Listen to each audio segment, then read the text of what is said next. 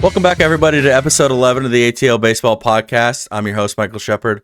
I'm joined today by Max Fishbein, Preston Laramore, and William May. This is a very special episode today. We're trying something different out. I thought it'd be a good idea to bring on our current college players that were former ATL guys to give a little bit of perspective on their journey through the whole process.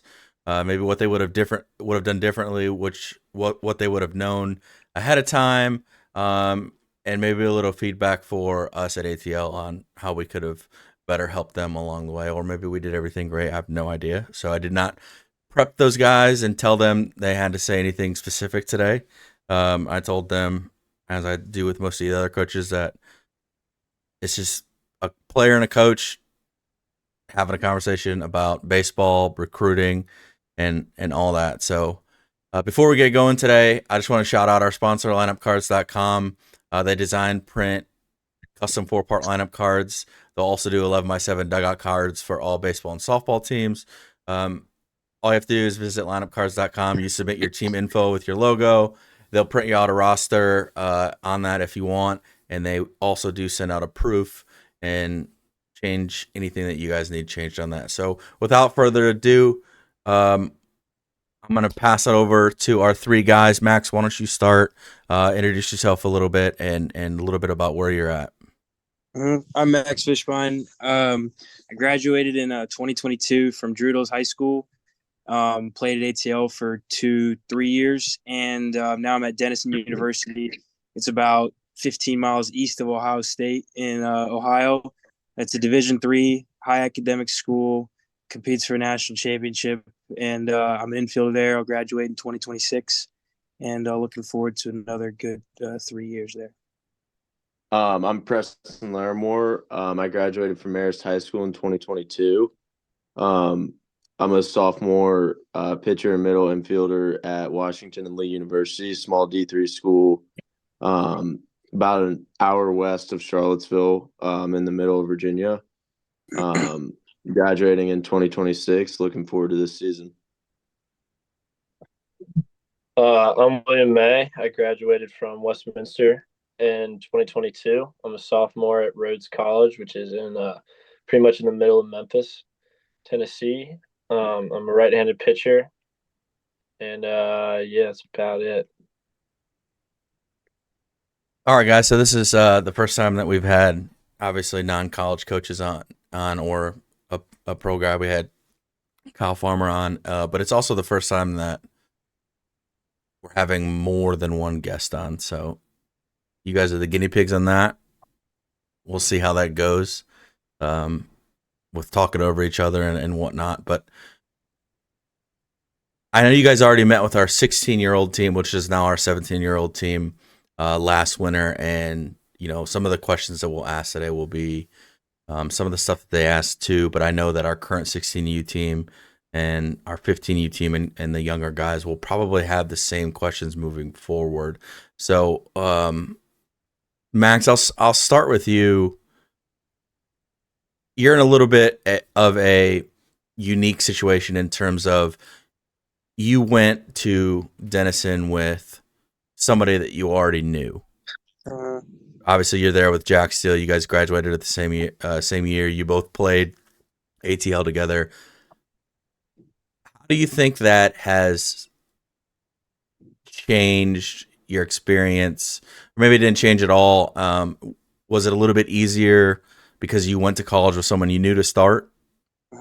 Well, so off rip, like Jack and I played 16, 17 together, and I played second, he played first, and there was not really much conversation between us two. Played on the same team, both liked each other, but I don't know, we weren't close friends within our ATL team. We just knew each other, liked each other, played baseball together, tried to win games. And then we're both going through the recruiting process that 17U summer, and I went to head first camp, talked to Coach Rome, and liked him, but there was not an offer given then. I knew Jack was going to head first, so I checked in with him, and he's like, "Yeah, dude, I just went off." I don't remember quite when he got his Denison offer, but he's like, "Yeah, I like Denison a lot. Coach Rome was awesome dude to talk to." So yes, we touch base about that there, and then I went up for the prospect camp in October maybe late September of my senior year, and I ended up getting an offer leaving that camp.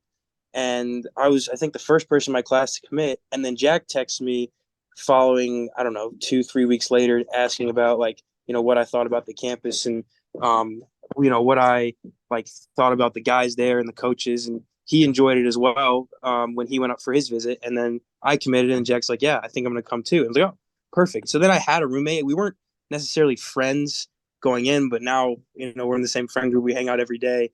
But I don't know if I think it was more of just like having a familiar face going was definitely nice, but there wasn't like, I don't know. We weren't boys going in, but now we're, really good friends. So, it was nice to have the familiar face, I guess I'd say. What's interesting, and I don't think I've ever told you this. I know Jack's offer came later than yours, because I definitely remember having the conversation with Rome about Jack much after you had committed. When you went to that camp, you had already had your shoulder surgery. Yes. So I'd played well at the head first camp, and reached out to a couple of coaches who had shown interest in me, and I'd like them being like, hey, like, I appreciate you guys just following up after the camp and letting them know like I'd love to come by, because most of them had prospect camps that fall following up the head first, but I wasn't going to be able to play in any of them.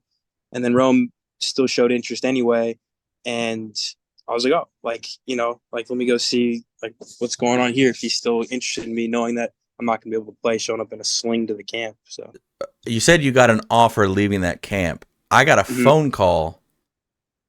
I got an offer like, I don't know, a couple days later. Right, yeah. but I got a phone call shortly after the camp concluded, because I remember through your recruiting process, Rome was like, he's athletic, he's a big, thick, strong kid.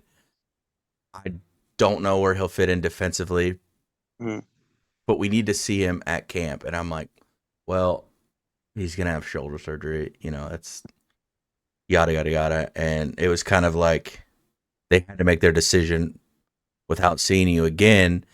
And Rome called me after camp, and he was, and this is a true story, but I don't think I've ever told you this. He goes, we want Fishbein. I said,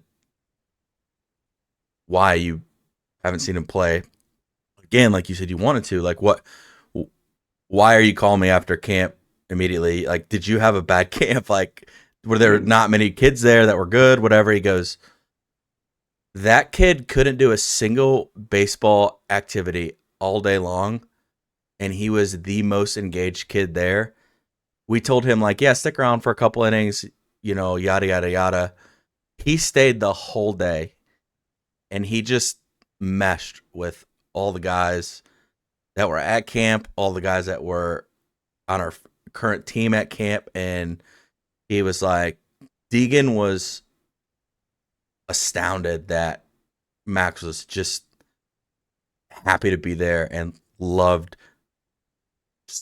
being around. He was like, we got to have that kid in our program. If he can play a little bit, which obviously Rome knew you could, he's like, we're taking him. No questions about it. So all the foul balls you got that day and how you acted at camp basically got you that, cemented that offer. So yeah. I thought that was pretty cool. I know I told Ken that, but I don't know if I ever told you that. But yeah, I thought that was cool. So, and obviously we've tried to send other kids. A couple of our other kids have went up to Denison, and it didn't work out. There were a couple ATL hats up there at the prospect camp last September. Yeah. So, Preston, what do you got for me on your recruiting journey and how you landed where you were? Because I know you were back and forth on a couple different schools. So how'd you pick where you are? Yeah, so my recruiting process was a little bit different. So into sophomore year, early junior year, I was like, I want to play college baseball. This is what I want to do. Talk to Ken, talk to my high school coach about it, and I was pretty dead set on trying to play at an Ivy League school. And I was like, if I can't do that, then I don't really want to play baseball, which looking back on it was a terrible mindset. I wouldn't recommend thinking about it that way to anybody, because choosing Washington and Lee was the best decision I've ever made. But so I quit football my senior year. After summer ball, I was going to head first showcases. I went up to Columbia, New York, through there, and that was my number one. The coach was basically like, we've filled up our class. We like what you can do. If you can get into the school on your own, you have a spot on the team. I was like, all right, sweet. I'll give it a shot. So I applied, and then I actually ended up hurting my arm at their camp my senior fall, but I was like, screw it, I need to play senior year. So I decided to play senior year, and then I think it was January of my senior year. WNL, like somebody mentioned it to me, and I didn't really know much about the school, but I looked into it. Good school. I knew one kid from Marist who played football there in the grade above me. Talked to him. He was like, yeah, it's awesome. I think it'd be a great fit. Reached out to Ted White, the coach, emailed him, sent him some video. Never played in front of him. He was basically like, I told him my situation. I was like, I'm looking to play in Ivy. He was like, he was like, yeah, we've seen this path come back to me. He was basically like, come back to me when that doesn't work out, Yeah. like in next words. But I was like, no, like I'm gonna play Columbia. This is what I'm gonna do. Ended up getting deferred. I was like, damn. Reached back out to Ted. He was like, we like what you have. We've kind of been following you senior year. I didn't really play well or throw well senior year. I had a partially torn ligament, but I didn't tell him at the time. I wanted to get a get committed somewhere, and I reached back out to him, and like I think it was March. It was super late. I was like, this is what I want to do. I would love to play for y'all. And he was basically like, we love what you have to offer. You've got a spot. And I applied, regular decision, got in, and it was the best decision I've ever made. I wouldn't change anything. I think everything in that process happened for a reason, and I didn't trust it at the time, but I totally trust that now. Um, and I had to get Tommy John that summer right after my senior year, and Ted was totally supportive. He was like, get it done what you need to get done. Um, and then I mean, he knew I wouldn't be able to throw that first year, but really trust the process like I did too. And I'm really looking forward to this year being able to throw for the first time and kind of pull everything together. I think your story might be one of the most beneficial ones to tell because so many kids are in your that thought process where they want to go Ivy or they want to go Power Five, and it's not one of those things where you definitely weren't good enough to play there. It was kind of like if you had taken a jump, then you probably could have gotten an offer at an Ivy or a high academic Division I school, but you got hurt. You didn't take the jump, and so many kids don't follow that path you did. They just say, okay, well, I'm not going to play baseball anymore. And that's the hardest part on us is, you know, we want to keep that dream open for you. But when you're 17, it's hard to say, well, okay, what if Columbia doesn't work out? Can we have a plan if that doesn't work out? And fortunate enough for you, Coach White was all supportive and on board and gave you an offer. But if that didn't come through, then we might not be here talking today. You know what I mean? Right, And exactly. it's crazy how in life, when you got deferred from Columbia, that probably, I'm sure it sucked. You probably were like, Yeah. this is the Well, and worst yeah, day. and the thing that helped the most is just being transparent with everybody I talked to. I mean, I told Coach White, along with a couple other coaches, I was like, this is my goal. I'm going to do everything I can to get it. If it doesn't work out, I know I want to play college baseball. So, this is my thought process. This is my plan. And if you don't understand it, you don't understand it. But like what I would say is to younger kids is even if you want to play baseball in college a little bit, like you'll end up in the right spot. And looking back on it, if I was at Columbia or an Ivy right now, I wouldn't get the experience that I have now. Like I got the chance to have a couple of bats last year. I'll pitch this year. And I don't think that would be the same case at one of those D1 schools. It's just not the same experience, and I think you'll end up at the right level you're meant to be at, and everything will work out. I couldn't agree more. William, So give me the roads. Give me the roads. Give me the roads story. my experience is pretty similar to Preston actually. So junior year, I started going down to head first showcases. I went down to one in Jupiter, Florida, and after that, I I was just walking around talking to coaches, and I ran into the Cornell coach, and my goal was to also play at like an Ivy League school.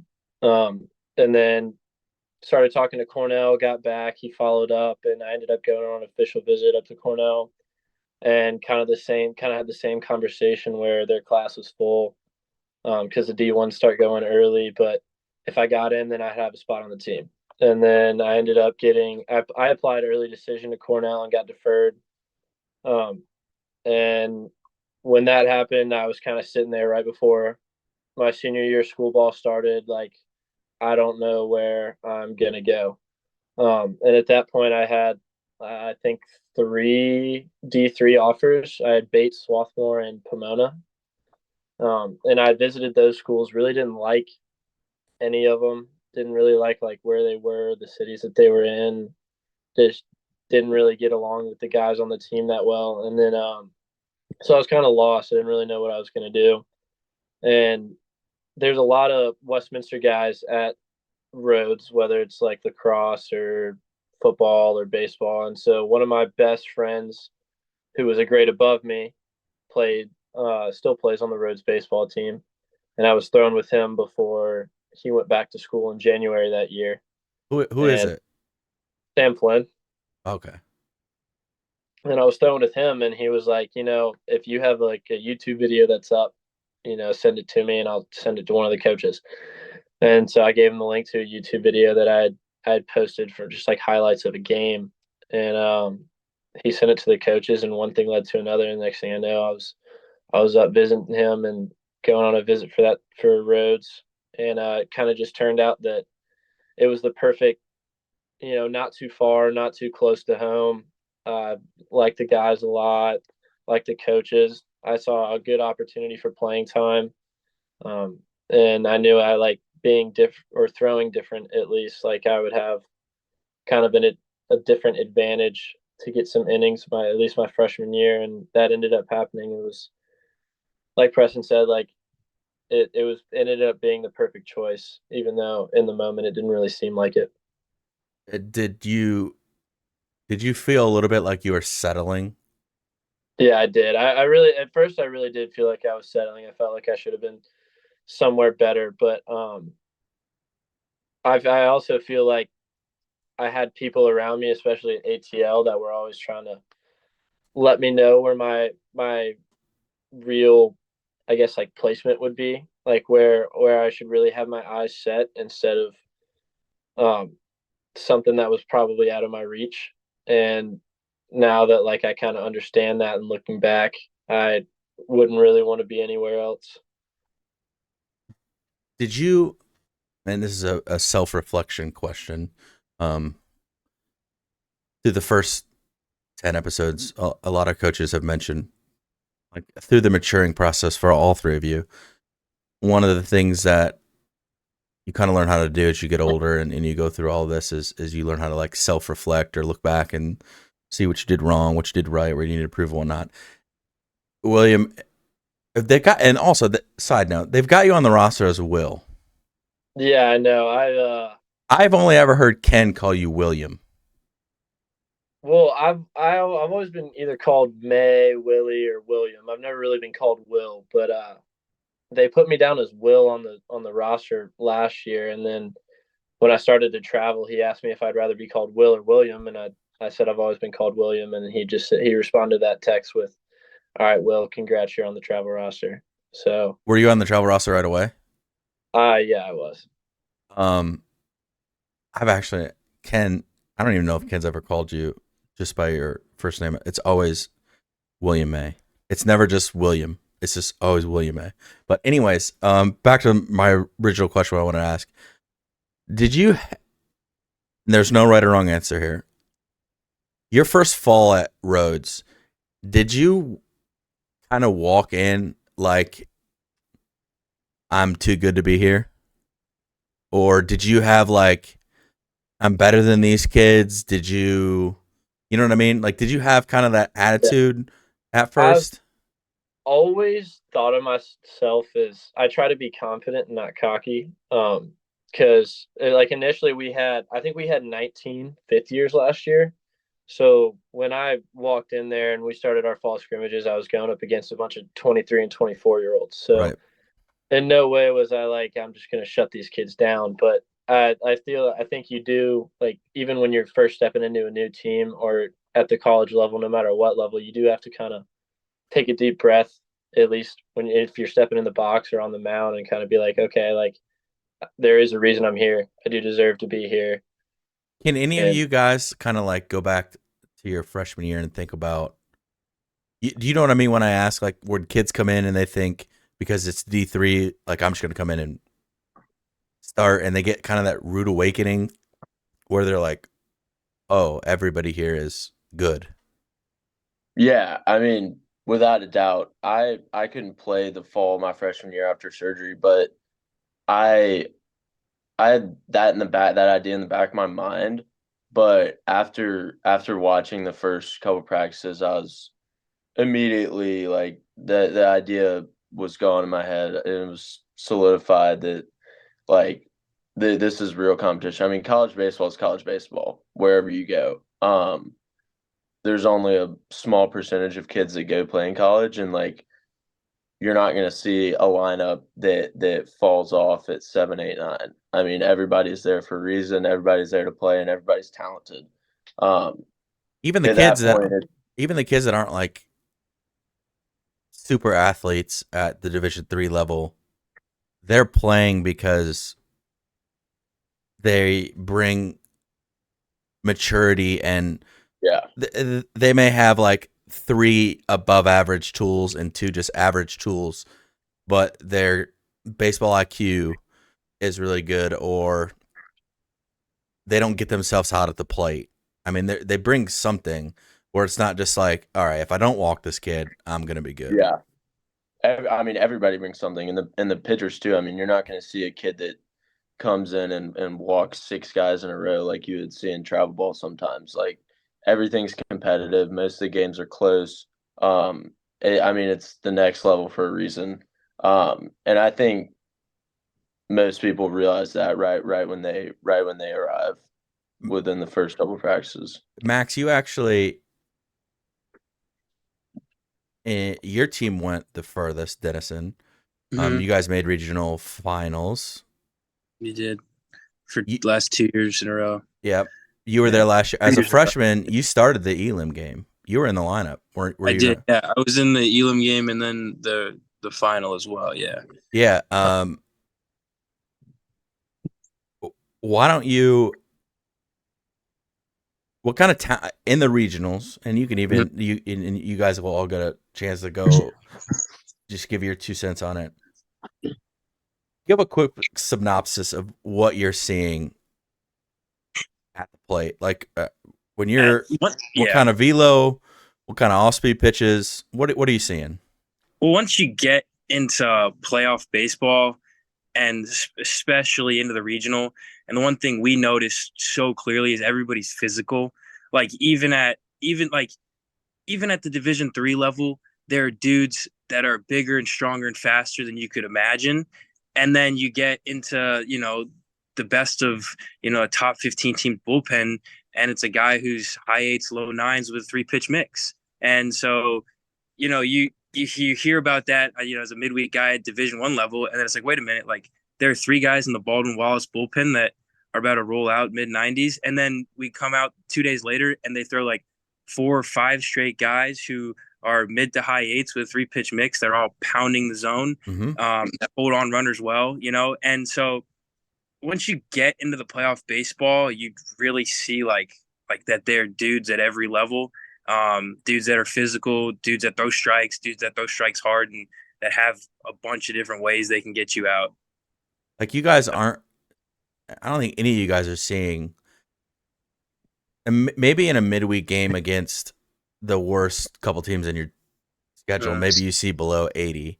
But like other than that, it feels like you're seeing some of the best pitchers from travel baseball. Yeah, I mean, there are certainly some teams you'll play that you're like, yeah, we are playing a different level of baseball than they are.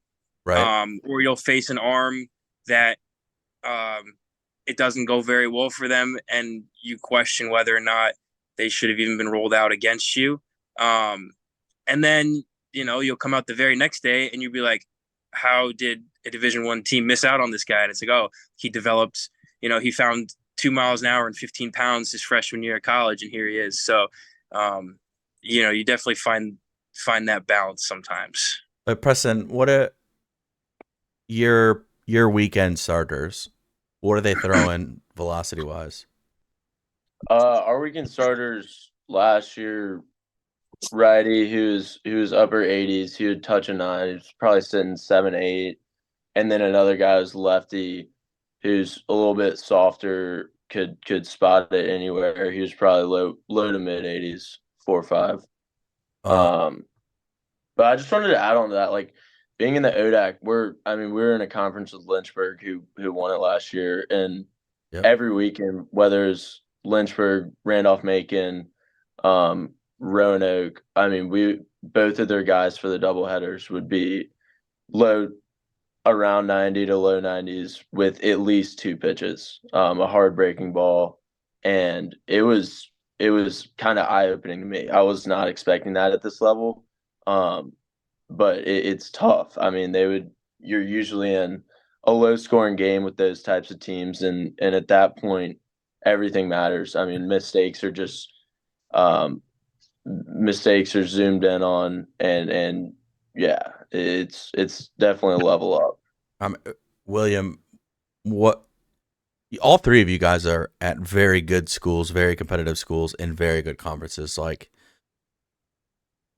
there's no weekends that are easy per se. Like, obviously, you'll have weekends that are a little bit easier than others, but collectively, the schedules you guys play, like Marietta, like Lynchburg, Birmingham Southern. Like, what William? What's it like playing against Birmingham Southern? Their line, like you talk about physical, like they're physical. Yeah. So what was really crazy about BSC or Birmingham Southern is, so our Friday night guy last year, he was a lefty, he was a freshman, he was like 88 to 90, really good, first team all conference kid. One of my roommates actually, love the kid. They had a lineup for him, and then they had a lineup for our Saturday guy. And our Saturday guy is at Michigan State this year. He was 95 to 97 last. And like, when I tell you, like, when I got there and saw him throw, I was like, there's nobody at the division that's going to touch this. Right. And BSC went out there, and I don't think he got through 2/3 of the first inning before they put up 7 runs on him.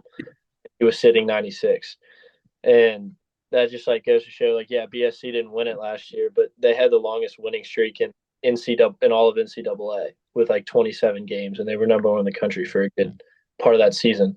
They also run ruled UAB, which is a Division I team. So it's like, it really doesn't matter where you go. There's a lot of kids end up at certain schools because of different situations and circumstances that they run into.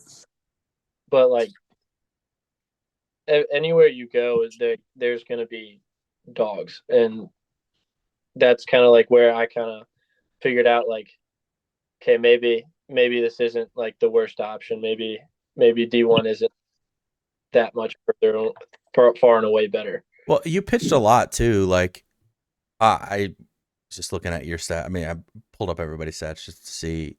I had a little bit of background. Like you threw in the bullpen or out of the bullpen.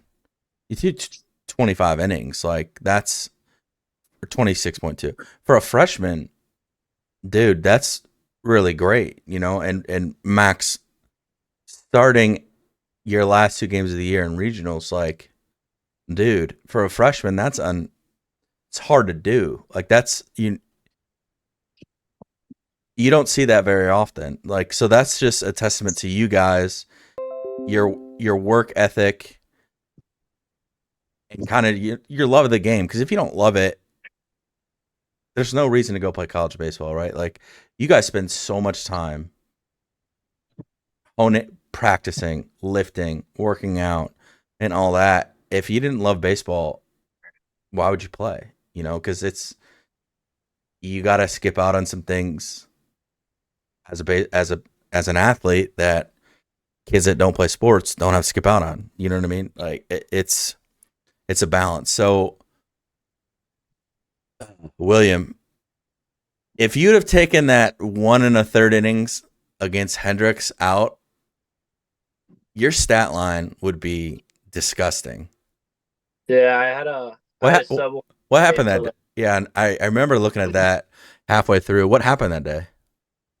I came in with 2 outs in like the 5th or something. And got with runners on second, third. I think I got the 3rd out on a ground ball, and then the next inning started, and I think there was like a leadoff error at 3rd, and then I walked a kid, hit a kid, kind of got in my head a little bit, and then just kind of lost all feel for the zone. And that is one thing, like even at D3, like if you're not throwing competitive strikes around the zone, you will get punished. So like I got to like I think a 3-0 count pretty quick with the bases loaded, and just kind of had to serve up a kid a cookie, and he hit a double in the gap, and that was pretty much the end of it for me. Kids don't really miss. Kids don't miss, and I mean they're smarter. You know, like they go up to the plate with a plan, and they know what you want to do, and you know, like Max, when you start hitting every day, or 2 out of every 3 games, whatever,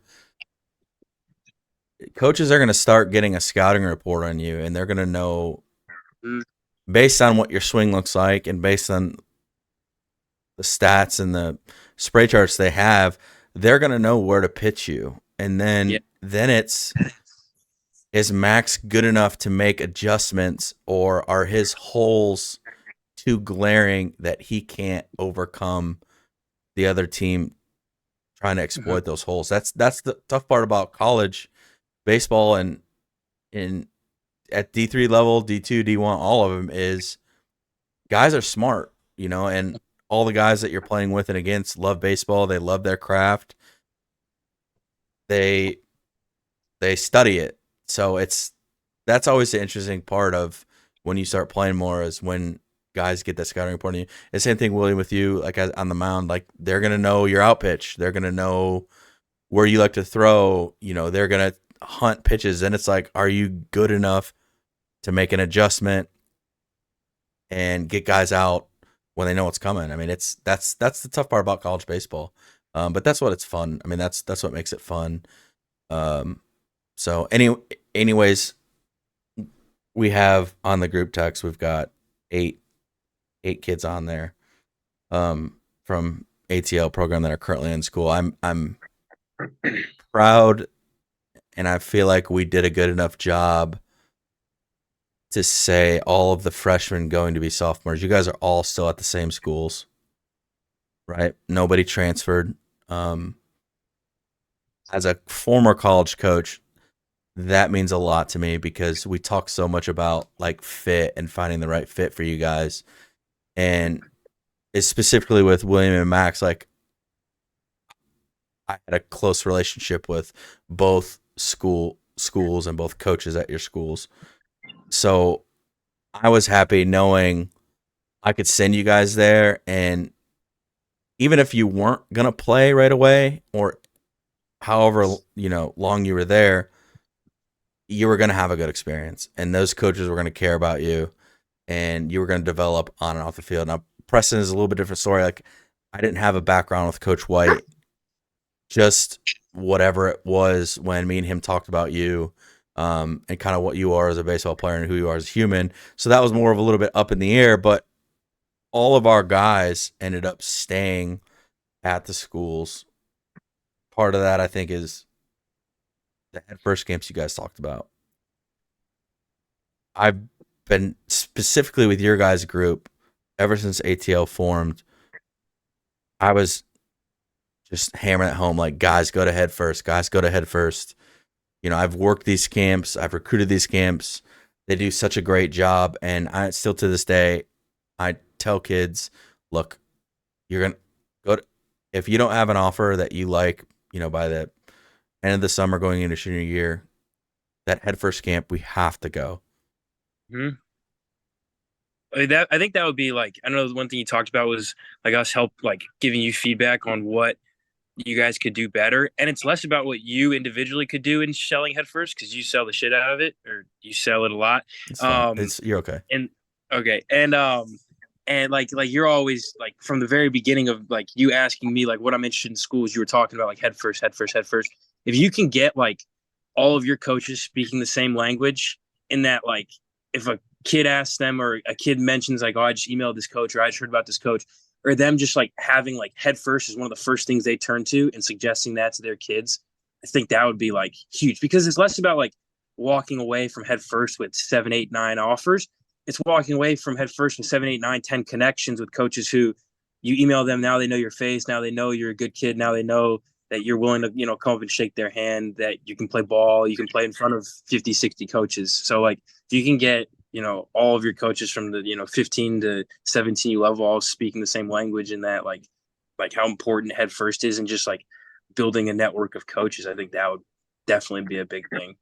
You harp on it well, but I think it's got to be like program wide for sure.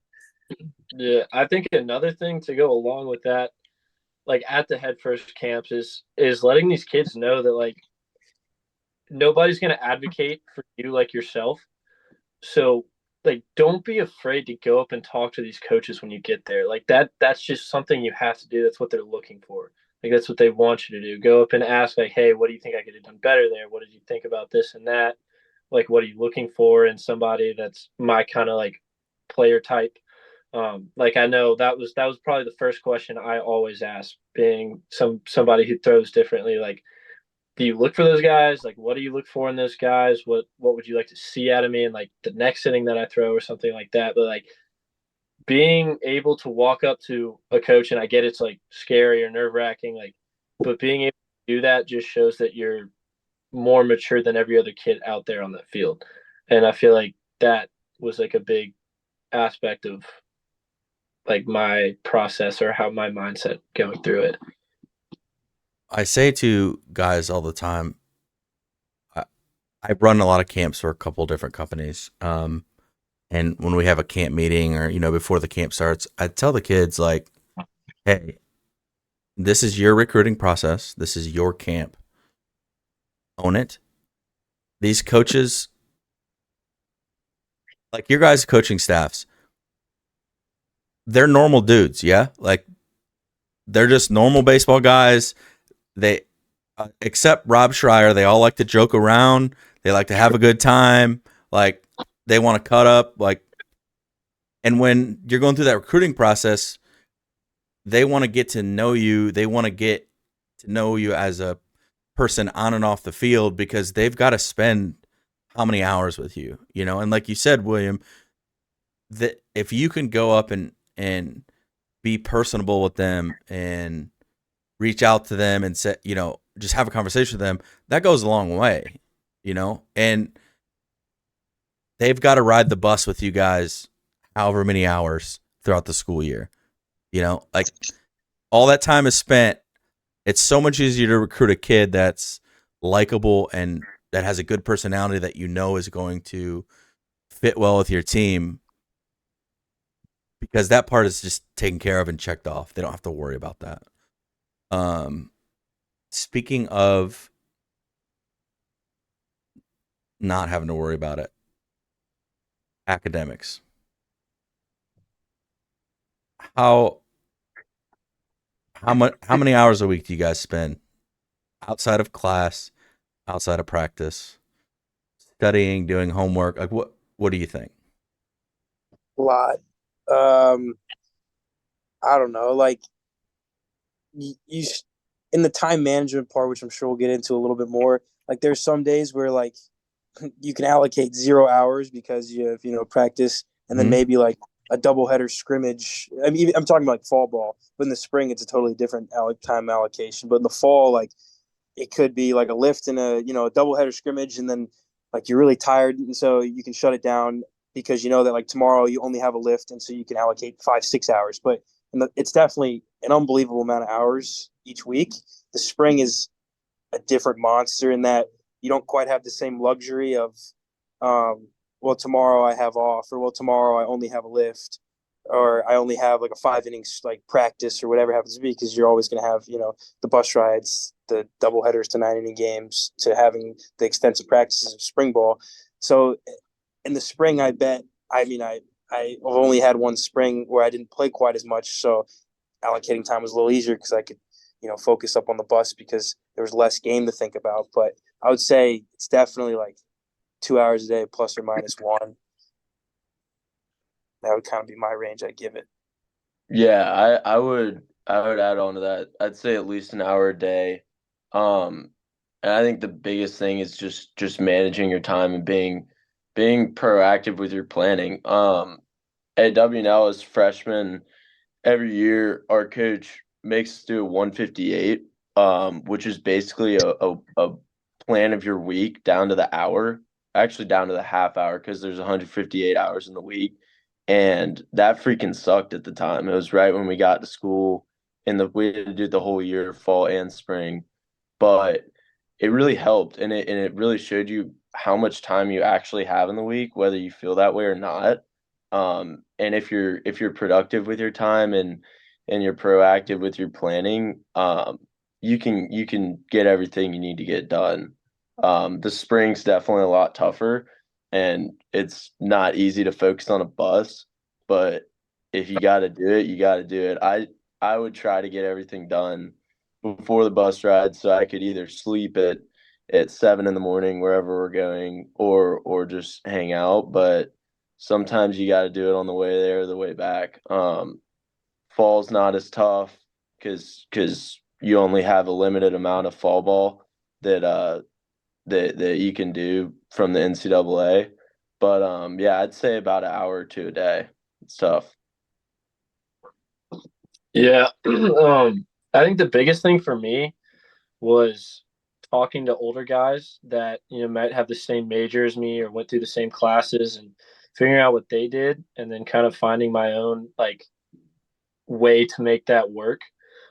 But also like planning your week out, like Preston said, is a huge part of that. Like knowing when you have time, what time you have, when things are due. If you can work ahead, like always 100% do it. And then I feel like like at least at Rose, and I assume at the other schools, like at our level, coaches are pretty understanding of like, if, coach, like I got a test tomorrow, like I can't stay for conditioning after the lift or something like that, or can I dip out of conditioning after the lift and go study? And usually they were pretty understanding about that. Um, but definitely the biggest part is like in high school, I didn't have to plan my week out. I would just kind of do everything 30 minutes on the fly. But studying ahead, especially in the spring before road trips, getting work done ahead of time is your biggest friend. People that could do work on a bus are different creatures, man. I don't get it. It doesn't work. No, like it's so hard to concentrate. If I read on a bus, like I would get sick, like just motion sick. Like I don't know how kids did it. So, but some kids do it, man. I'm telling you what, if the kids that can do it, I feel like take full advantage of it. But it's not many. So, I'm glad you mentioned time management, Max. I think like coming from a former college coach,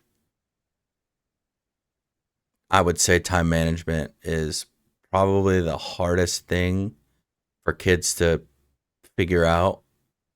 But once you figure it out and you're golden. Mm-hmm. And it's one of those things where like people tell you all the time, like time management, time management. But until you wake up one day and you're like, oh, this is what they always meant. It's like one of those things that you're just like, oh yeah, great. Like I know I got to manage my time. Like, but you just start doing it well one time or one day, and then your life is 1,000 times easier. So I think kids need to really focus on that. And whatever, everyone's different. You know, some people need to plan their weekend ahead of time. Like Preston said, like that was a great thing that they did. Some people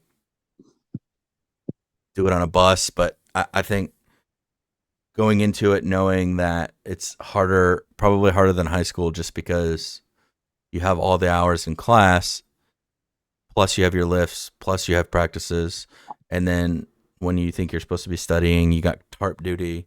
Well, actually, William and Max, you guys probably don't have tarp duty. You have turf. You guys have dirt there, Preston? Yeah, we do. So you got the tarp duties. Yep. You know what that 6 Yeah. a.m. Make sure you wake up and check group me, because it might be we're putting the tarp on or we're pulling it and Don't miss it too. no. So I mean, do you guys got any good stories from your first year and a half of like punishment? Like, what happens when you miss a tarp duty? Oh, I got one. We don't have tarp duty, but if you like miss a lift and or miss practice, you don't text coach, you're late to practice, you don't let coach know. We have what's called Tuesday morning club, and you will meet Coach Rob Schreier, who's probably one of the scariest men alive, on the field at 5:45, and you will run until he is tired of watching you run. His facial expression doesn't change. No, It never. just I've seen him smile maybe twice. I don't even know if I've seen him smile one time. That's it. Nah, it's been more than that. I'm just kidding. I love Rob. I mean, I joke on here about Rob, but Rob is one of the best humans out there. But he does have a big RBF. And doesn't smile all that frequently. But I ordered. He was at Massey's not there with you guys anymore, right? You guys have a different pitching coach. Yeah, I was never there with Massey. He and Massey were at the coaches convention one day, and we were eating at the same restaurant, and I ordered one daiquiri with 2 straws, or maybe it was a Shirley Temple. I can't remember what it was, but I ordered one drink with 2 straws for the table, and the waitress brought it over, and Rob thought it was the funniest thing. Like rarely ever got a laugh out of Rob, but when you get one, it's like he chuckles about it for a long time. So he still loves to bring that up, but that's about the only one with Rob. So, how's Cleanthus doing? He's good. He's good. I mean, How old's this kid? Like 3? Yeah, 4? she's for 3. But I mean, we've had like, if you wait till the 5th inning of really any game and you look over our dugout, that bubble gun will start going off, and it's pretty much like playing in a storm cloud for the rest of the game on the mound, at least. But I love Coach Schreier. I love Coach C. He can definitely be a bit of a hard ass sometimes, but I feel like that's kind of any coach, and especially once you get into conference play at any level. You have to be. I mean, the stakes get harder and higher. Stakes get higher, and you guys got to remember too. Coaches are humans, right? And sometimes we bring our bad days to the field with us, and I think I've talked about on here where I had a bad day. I come out to practice. Some kid does or says something. It's really not that big of a deal, but just being a human, you kind of light into that kid way more than he probably deserved. But that was like the straw that broke the camel's back. And I'm sure you guys have recognized that when coaches just not having a good day, and just go easy on them sometimes, right? Some guys are just naturally just assholes, and that's how they are. But some guys are just hard asses on the field, but like Goldie. some guys are just assholes on the field, but like off the field, they're dudes, they're bros. But that's just how they coach, and that's how they want to get the best out of you, and it is what it is. But not Deegan though. Deegan is like the nicest.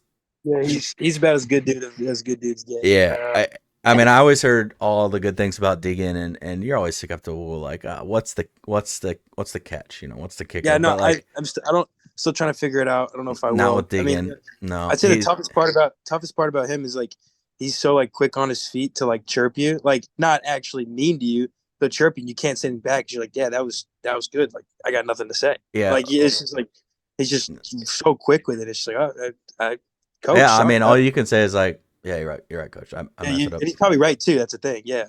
So it's yeah. And usually, like when coaches like get on you, usually they're probably right. Yeah. But we also don't we don't want an excuse. We don't need you to say sorry, my bad. We just need you to like confirm that you're catching what we're putting down, and just do better next time. I think that's the main thing is like they're there to win and develop you on and off the field. So when they get on you guys, like it's just because they love you and they want the most out of you and they want the most out of the team. And there's no politics 97% of the time in most programs. They just want to be good. Um, r- Real quick, we'll finish up. I know William has a tea time he's already late for. Brother, well, I guess it is 56 now, but I walked the dogs. Trying to break 110 today. Yeah, I mean, yeah, facts, Preston. Facts, Preston. How is college baseball different than you envisioned, if at all? Like, I know we've talked about a lot of that today. Is there anything that we haven't talked on or touched on that's different than you guys thought? Yes, in the sense that you're playing for like something like maybe this could be my personal high school baseball experience. But when you're playing for Denison baseball, you're playing for something that's older than yourself, that's tremendously bigger than yourself, that has people who come back 20, 30 years later to come back and see how the program's doing, what state the program's in. Whereas in high school, there's a lot less of that. It's more of like you're playing to go get a state playoffs this year and win a ring this year with the buddies you've grown up since kindergarten with. But then you go to college baseball and it's like people are coming back to see what the state of the program's in. Oh man, you guys have a turf field. Oh man, like that must mean you guys are good. Like you guys have gone to regionals. Like I heard you guys host the NCAC. You guys won 4 times in a row. Like I heard about this kid and that kid. Like you start seeing that like, there's pride in the university surrounding the history of the program that's just different than it was in high school. And so then, you're held to a different standard of like withholding or up like holding on to like playing that level of baseball that has this expectation of like, the history of the university surrounding it, which is just different than what you experience in high school. You guys got anything to add to that, or? Well, yeah. So in high school, at least at Westminster, like baseball is technically a cut sport, but like we never really actually cut anybody. Like maybe one kid every 3 or so years that it was actually just unsafe for him to be on the baseball field. But in college, like you are expendable, like you are replaceable, and I know like Shep, like you and Caldwell and all the other guys at ATL, like, you guys coach us because you want to help us and like you love being around the game. But like the coaches in colleges, like you were saying earlier, like they're there to win. Like that is their job. That's what they're getting paid to do. It's how they put food on the table. Yeah, it literally. And when I got there, there was 14 of us in my class. This year there's 6. There's only 6 of us left. And like, so what I would say is just like it's very different in that it doesn't matter if you got 5 at bats last year as a freshman or 50. You were replaceable, you are expendable. If you stop working and get complacent and don't keep trying to compete, then that is going to get seen. And if that's affecting how coaches are winning games or the team is winning games, then you're just not going to be on the field or at some to get cut. So I think that's probably what the biggest change that I've seen is just like the intensity of it. Like guys do get let go, guys transfer, guys quit, guys lose the love of the game, but you know, you're not going to finish with the same set of guys you came in with. Always looking to upgrade, baby. I mean, just go ahead, Preston. no, you got it, Shep. No, Yeah, you got it, baby. Take it away. I was just gonna add on to that. Like the competition's just so much greater, team against team and within the team. Like you're not. I mean, nobody's a kid anymore. Like you're playing with and you're playing against. I mean, adults like 22-year-old guys. You're not gonna find nobody plays at that level if you suck anymore. Like you don't find any lineup that's incomplete at this level, and like you said earlier, that's just what makes it that much more fun. I mean, everything's competitive, and I mean, every small detail matters in the games at this level. Well, and most 99.99% of D3 guys and probably 95% of D1 guys, although they don't know it yet, like they know they're not going pro. They've chose, like we talked about earlier, to spend all this time playing college baseball because they love it. So like the passion and energy that you play games with is crazy. And there's nothing better than that. I when I left college baseball, there was parts of it that I missed. And then as you get further away, you kind of forget about those things. I went back this past summer or this past spring, and I had to coach one of our, I think, 14U teams was playing down in LaGrange.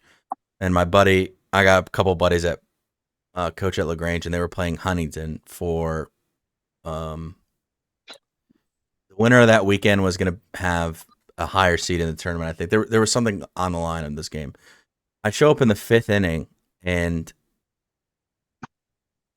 from the parking lot, I could hear the chirping in a good way. And, you know, I get there, and within 2 innings, I see a fake bunt double steal, a slash, a suicide squeeze, and just the energy there. I was like, damn, I really miss this, because you guys know travel ball is not like that at all. It's like, and which that's probably my least favorite thing in travel ball, because I can know you guys never played for me, but like I'm pretty energetic and intense. I'm like, we're gonna go kick ass today. Like the guys in the other dugout are trying to kick the shit out of you. So like let's pretend that we want to be here today. And travel ball is not always like that, but weekend conference series, regionals, like the energy and the passion. Like you guys know when it's Birmingham Southern coming up, like that week is just like when they talk about professional teams. I would say like calendar. It's definitely circled on the calendar. Yeah, man. Like soon as that weekend series ends, the weekend before that, it's like, oh, now we're on to Birmingham. So, oh, now, hey, we're facing Marietta. We're facing Bolden Wallace. Like, we got to strap it up this week. And that carries over to the game. And like, that's unmatched. Like you can't, that's something that you'll never forget. And that's something that we tell guys a lot. And tell me if I'm wrong. When you guys are still in college baseball, but when you leave college baseball, you don't remember the wins and losses as much as you do the moments with your teammates, like the bus ride and the travel. And like you look back on punishment runs or, like a party you guys went to together. Like that's the stuff you really remember with all your friends. Like you remember that you had a really good freshman season and a couple big spots, but like you're not going to remember that you came in against Hendricks and had a bad outing. Like you just remember the season as a whole and all those memories. And I always tell guys like that are on the fence, like Preston, like you were debating, you thought you might go D1, and then it was like, well, I don't know if I'm going to play if I don't go Ivy. I always tell those guys like, go, just try it out. We'll find a good fit for you, and we'll reevaluate after a year. And so far, we're 8 for 8, which I feel really good about. Again, like I said, but I just want guys to go try it because that's like an experience you'll never get anywhere else. Like that bond that you guys have with your teammates and is you can't recreate that. And William, like you said, you came in with 14 and you currently have 6. That team that you guys are going to have when you get back to school in January, you'll never have that team again. No. So go enjoy that. Go enjoy this season with this team because it's going to change for whatever reason. Yeah. It really is just like a big family. Like you all, no matter what happens, like you have like 40 something, 50 something, whatever guys behind you, or like back you can turn and talk to. You can hop on a phone call with if you need to. Even like seniors, I still call some of those guys sometimes, ask them for advice on what I'm with because they've been through it, and everybody has very similar situations, and it is really just like one big family. And I think that's something that Coach Schreier and Coach Shee emphasize a lot at Rose. That works really for us is like team first. And you always got to have those guys back there, no matter what the situation is. And you have, like Max talked about, like you have years and years and years of guys that come back and care about the program.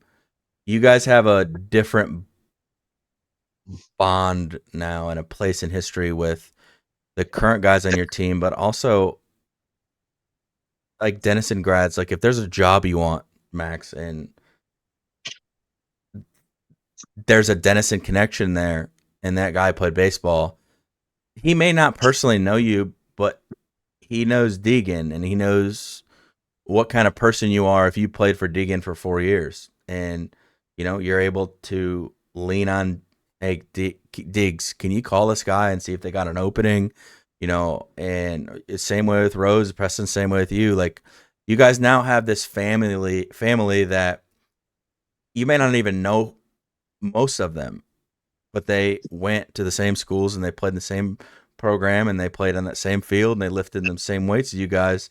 It's a different family and it's expanded. And again, like I tell guys, if you have a chance to go play, it's one of the best experiences of your life. It will change your life. You'll meet people that will forever be your friends. Like I always say, you have your friends in high school, right?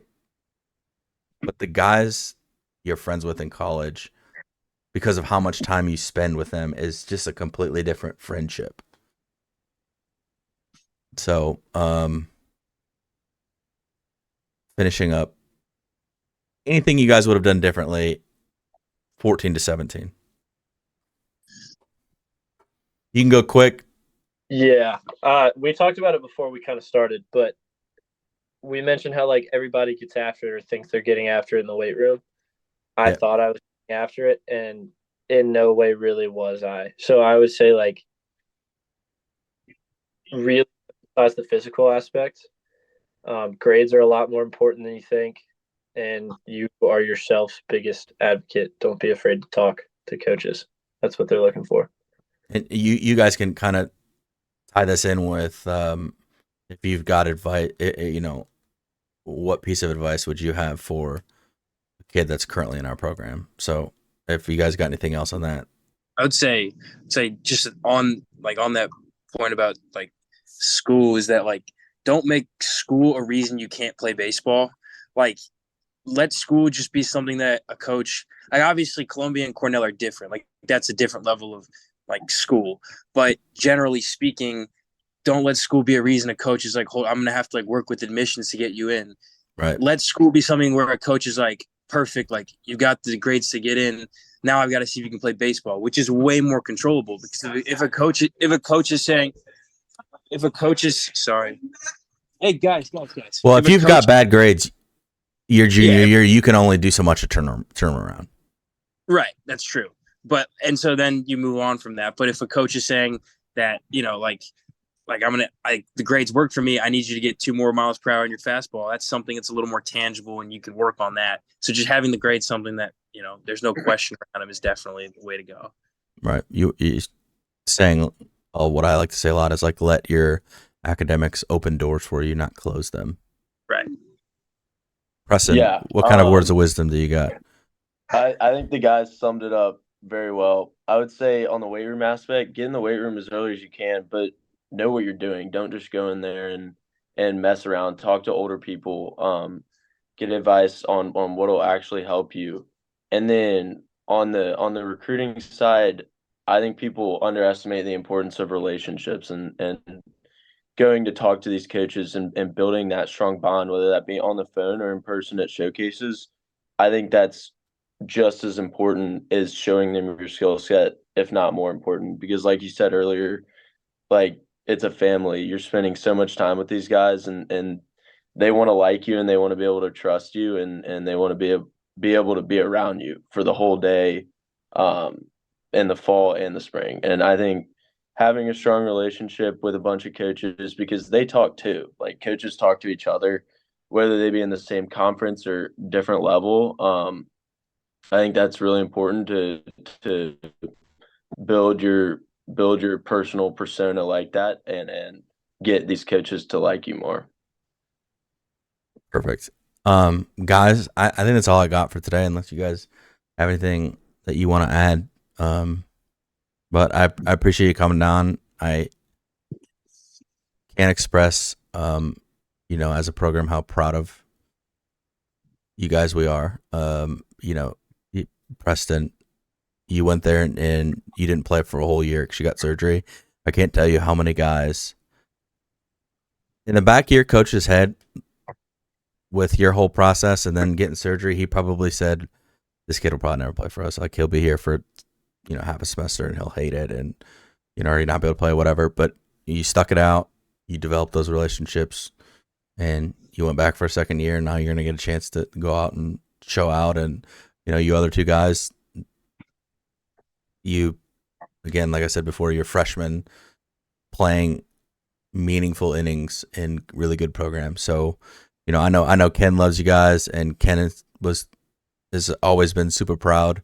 I don't have the same relationship with you guys that Ken does, obviously, for obvious reasons. He was your coach and everything. And, some of you guys, we talked more through the recruiting process than others, and that's okay. Everybody's going to have a different path, but we're proud of you guys.